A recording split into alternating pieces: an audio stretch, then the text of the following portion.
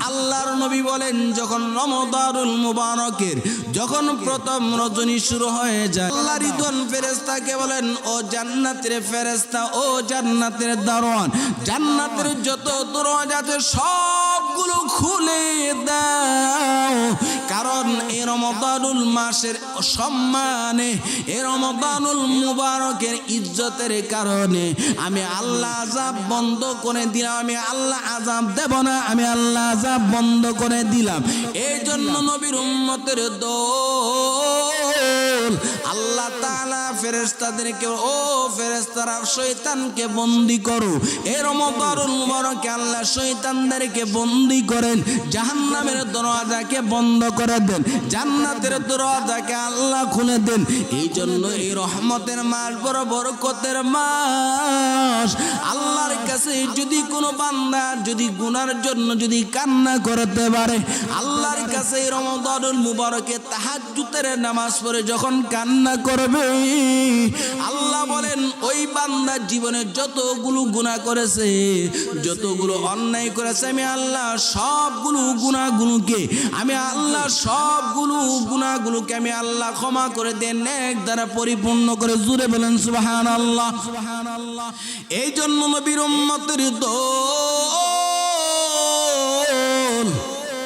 এই রমজানুল মুবারকে আল্লাহ জাহান্নামের আযাব বন্ধ তিনি রাখেন আমাদের মুর্দেগান আমাদের হাতের দিকে তাকায় আছেন এই রমজান মাস আসছে রহমতের মাস আসছে আমাদের সন্তান আমাদের জন্য দোয়া করবে রোজা রাখা অবস্থায় যদি তুমি ইফতারের আগে মা বাবার জন্য যদি দোয়া যদি করতে পারো আল্লাহর কাছে যদি দোয়া করে আল্লাহ তুমি আমার বাবাকে ক্ষমা করে দাও রে আল্লাহ রব্বির হামহুমা কামা রব্বায়ানি সগীরা আয় আল্লাহ তুমি আমার মা বাবাকে ক্ষমা করে দাও আয় আল্লাহ আমার মা বাবাকে তুমি ক্ষমা করে দাও আল্লাহ বলে রোজা রাখা অবস্থায় বান্দা আমি আল্লাহর কাছে যা চাইবে আমি আল্লাহর কাছে বান্দা যে দোয়াটুকু করবে আমি আল্লাহ ওই বান্দাকে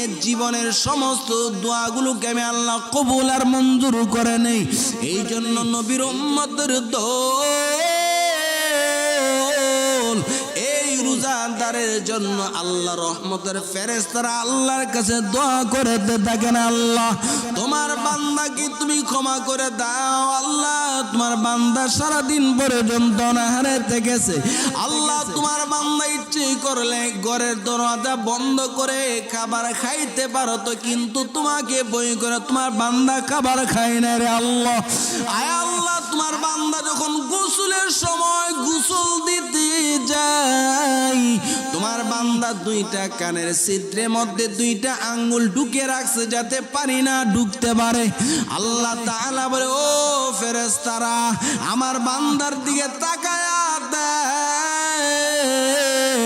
এই বান্দা বান্দিকে যখন আমি আল্লাহ সৃষ্টি করতে যাচ্ছিলাম তোমাদেরকে যখন জিজ্ঞাসা করেছিলাম ও ফেরেশতারা আমি দুনিয়াতে মানুষ বানাতে চাই দুনিয়াতে আমি আল্লাহর ইবাদতের জন্য মানুষগুলোকে বানাতে চাই তোমরা তো বলেছিলে আল্লাহ তারা তোমার ইবাদত করবে না আজকে ফেরেশতারা তোমরা তাকায়া দেখো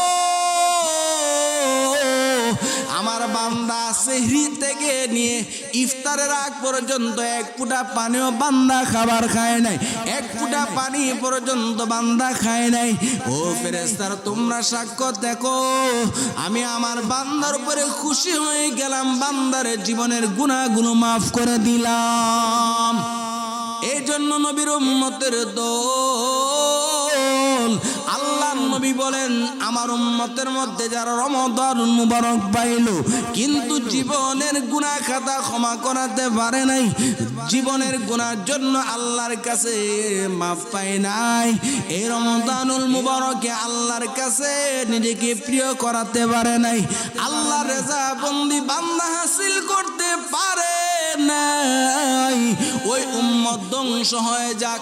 নবী তাদের জন্য বদদোয়া করে গিয়েছেন। এই জন্য যারা রোজা রাখে না তারা বড় নিকৃষ্ট, তাদের উপরে নবীজির বদদোয়া রয়েছে। নাউজুবিল্লাহ বলেন।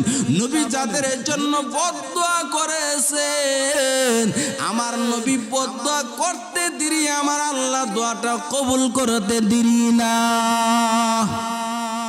এই জন্য রোজাদারের সম্মান আল্লাহর কাছে বেশি। আসমানের ফেরেশতারা আল্লাহর কাছে দোয়া করতে থাকেন রোজাদারের জন্য। জমিনের ফেরেশতা রোজাদারের জন্য আল্লাহর কাছে দোয়া করেন। নদীর মাছ পর্যন্ত রোজাদারের জন্য দোয়া করেন। নদীর পানি পর্যন্ত রোজাদারের জন্য দোয়া করেন। আকাশের চাঁদ পর্যন্ত রোজাদারের জন্য দোয়া করেন। মৃদ ওই ঠান্ডা হাওয়া, ঠান্ডা বাতাস রোজাদারের জন্য দোয়া করতে থাকেন। নদী নালা গাছ বৃক্ষ তরুণতা পশু পাখি যা আছে সব আল্লাহর কাছে দোয়া করতে থাকেন। এই জন্য নবীর উম্মত যারা রোজা রাখে না রে বাবা, তারা যখন জমিনের উপরে দেরা চলে আল্লাহর কাছে জমিন বলে, আল্লাহ রোজাদার যেন আমার উপরে বিচরণ যেন না করে, আমার উপরে তুমি বেরোজদারকে রাখবা না গো আল্লাহ, তুমি ওই বেরোজদারকে ধ্বংস করে দাও। নাউজুবিল্লাহ বলেন। এরে নবীর উম্মতের ওই বেরোজদারের জন্য আল্লাহর ফেরেশতারা বদদোয়া করেন। নদীর মাছ পর্যন্ত বদদোয়া করেন। ওই পশু পাখি তৃণলতা যা আছে সবগুলো রোজাদারের জন্য, বেরোজদারের জন্য বদদোয়া করেন। এই জন্য নবীর উম্মতের দল আল্লাহর কাছে রোজাদারের এত বড় সম্মান, এত বড় ইজ্জত।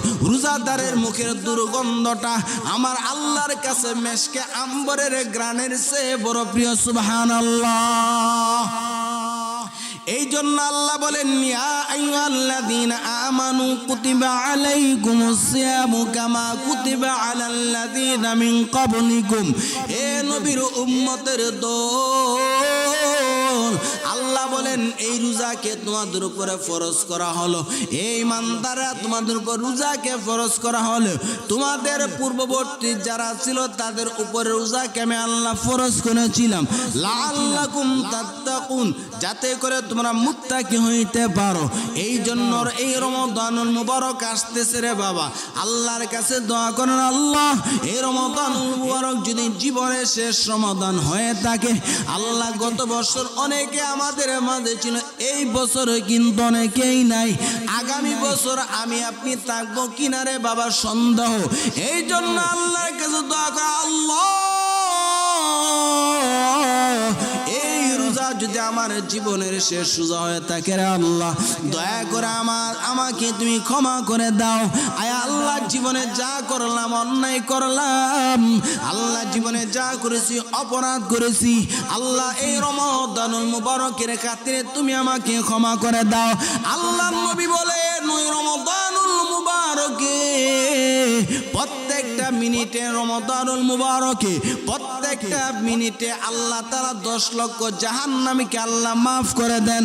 আল্লাহ 10 লক্ষ গুনাহগারকে আল্লাহ তাআলা মাফ করে দেন। আল্লাহর কাছে দোয়া করেন, আল্লাহ আমি গুনাহগারকে দয়া করে ক্ষমা করে দাও, মাফ করে দাও। এই রমাদানুল মুবারকের মধ্যে রহমতের মাস, নাজাতের মাস।